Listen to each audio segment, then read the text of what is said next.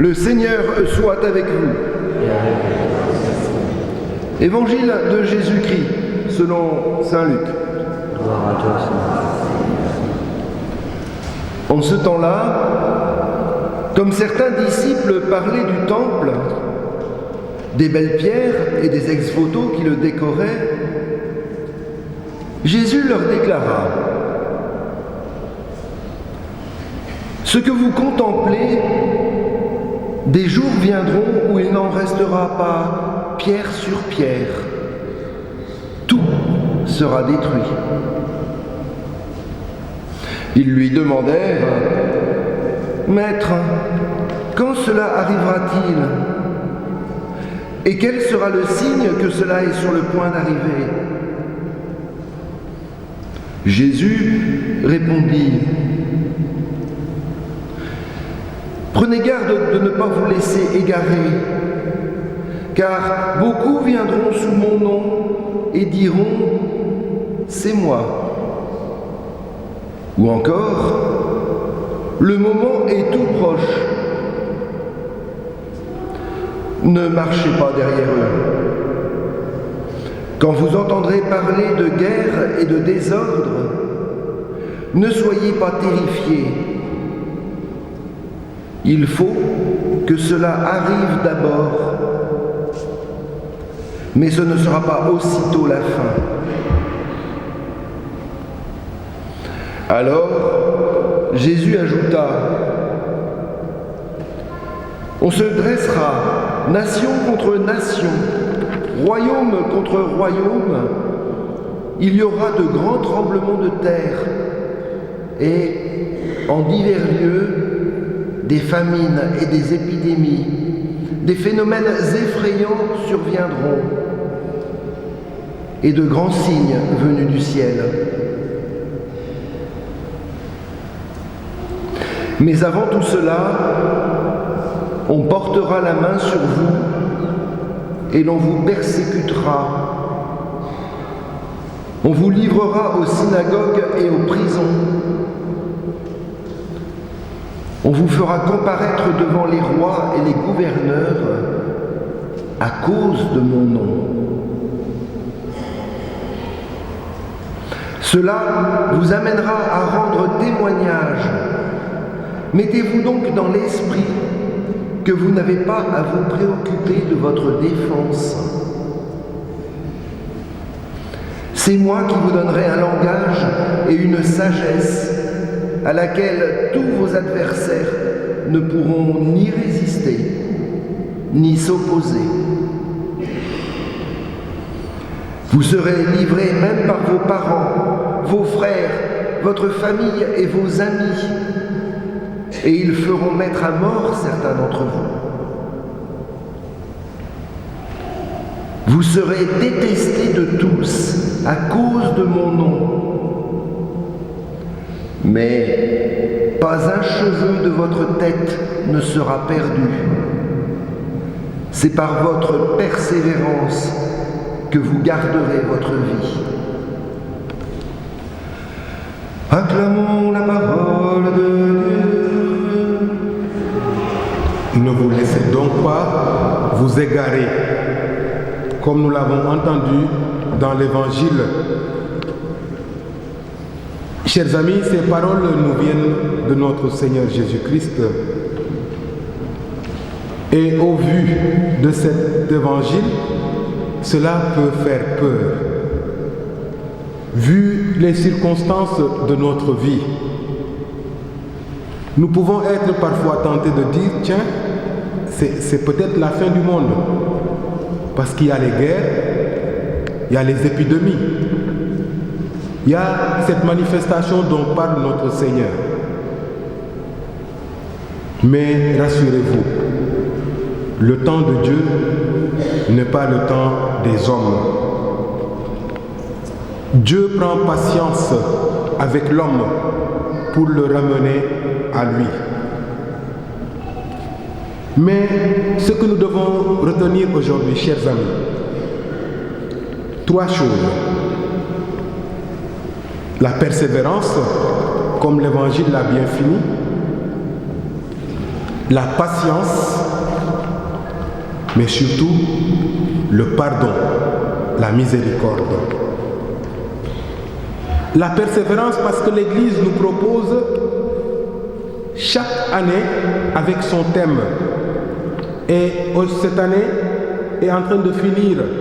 Nous allons débuter une autre année liturgique. Au cours de chaque année, Jésus veut que nous marchions sur ses pas. À commencer par le temps de l'Avent, où nous préparons sa venue, où Dieu a manipulé, Dieu a œuvré à ce que ce peuple se prépare à accueillir son Messie à travers ses prophètes, à travers les rois. Jusqu'à la naissance de Jésus-Christ, en passant par le oui de notre mère, Marie, la mère de Dieu. Ce oui que nous devons adopter pour faire écoute à la parole de Dieu, pour que la parole de Dieu puisse s'ancrer dans nos cœurs. Notre Seigneur Jésus-Christ veut que nous le suivions dans son parcours, dans sa vie de ministère. Et il nous amène jusqu'à la mort, qui est ce sacrifice par lequel il nous a obtenu la vie. Par sa résurrection et par sa montée au ciel, où il nous cherche et il nous amène l'Esprit Saint. Après cela, le Seigneur nous donne de voir les mystères de Dieu qui aime l'homme et qui veut l'associer à sa propre vie dans sa Trinité Sainte. L'amour qui bourgeonne de cette Trinité Sainte, c'est cet amour qui fait vivre l'Église. Mais l'exemple le plus parfait, c'est le couronnement de la Vierge Marie que notre Seigneur Jésus-Christ a permis, pour nous montrer que nous aussi, nous devons parcourir ce chemin en commençant par le oui de Marie, l'acceptation de la parole de Dieu et de la volonté de Dieu dans nos vies. Sans cela, chers amis, nous pouvons alors échapper au couronnement qui nous attend. C'est tout simplement la gloire que Jésus-Christ nous apporte. Oui, la vie des saints est là pour tout simplement nous renforcer dans ce que nous sommes aujourd'hui. Nous ne sommes pas les premiers à être des croyants. Il y a des gens, des hommes et des femmes valeureux qui ont cru avant nous, qui nous ont montré le chemin. Et c'est pour cela, en célébrant la fête de la Toussaint, nous avons toujours mémoire ces belles personnes qui ont vécu selon l'Évangile et qui vivent aujourd'hui dans la gloire de notre Seigneur Jésus-Christ. Oui, chers amis, la persécution, les épreuves sont là tout simplement pour fortifier notre foi et nous guider sur ce chemin de la gloire. Jésus-Christ est toujours notre exemple et nous devons toujours prendre exemple de lui. C'est ça le chrétien. Pour nous obtenir la gloire, Jésus, il a fallu qu'il tombe 3 fois. Mais il n'est pas resté sur sa chute à se plaindre. Jésus, à chaque fois qu'il tombe, il se relève et il regarde droit devant lui parce qu'il avait en face de lui la gloire et le salut de l'homme. Cela nous pousse, chers amis, à être plus miséricordieux, à être plus tendres parmi nous, entre nous, les uns les autres. Oui, les épreuves de la vie. Soyons miséricordieux comme notre Père Céleste est miséricordieux. Le pardon. La persévérance. Le chrétien est celui-là qui porte sa croix derrière notre Seigneur Jésus-Christ. Qui veut marcher à ma suite, c'est celui-là qui porte sa croix et qui marche derrière moi.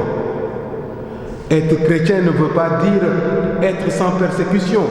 Et ces persécutions peuvent même venir de l'Église. Ces persécutions peuvent même venir des autres chrétiens, ceux qui s'appellent chrétiens comme nous. Mais notre Seigneur nous demande de prier pour les uns les autres. Et c'est important.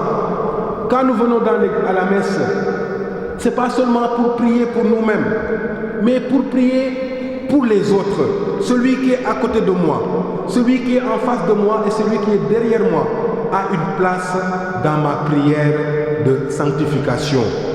Et c'est cela être chrétien. Le chrétien est celui-là qui refuse de se sauver seul. Le chrétien est celui-là qui refuse d'être heureux seul. Que cela soit notre credo. Et c'est ainsi que nous parviendrons à créer un monde riche. Quand je dis riche, c'est en rapport à la pauvreté que nous sommes en train d'éradiquer dans le monde. Journée mondiale ou lutte contre la pauvreté. Comme je l'ai dit à l'entame, chers amis, la première pauvreté doit se combattre en nous-mêmes. Le chrétien est celui-là qui refuse d'être médiocre. Et le chrétien médiocre, c'est celui qui ne sait pas aimer. Le chrétien médiocre, c'est celui qui ne sait pas pardonner. Le chrétien médiocre, c'est celui qui n'est pas solidaire.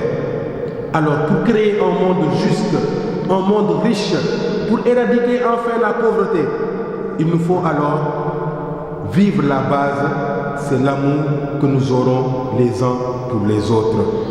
C'est ainsi que nous pourrons lutter contre cette pauvreté qui gangrène le monde.